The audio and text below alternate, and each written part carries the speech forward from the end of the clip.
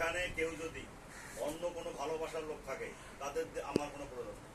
আমাদের একদম স্বচ্ছ, একদম মনে করেন যে খাঁটি মানুষের প্রয়োজন।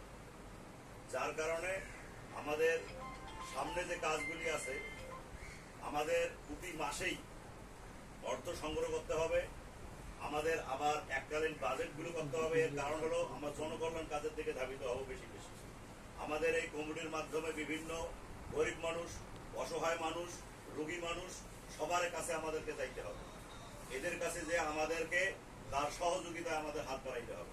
এই কাজগুলো আমাদের মাধ্যমে আরো বেশি বেশি বৃদ্ধি করার লক্ষ্যে আমাদের গঙ্গাচর উপজেলা কমিটি সবচেয়ে শক্তিশালী কমিটি গঠন করার লক্ষ্যে কিন্তু আজকের এই যৌথ বৈঠক। যার কারণে দায়িত্বশীল ছাড়া এখানে কেউ নেই।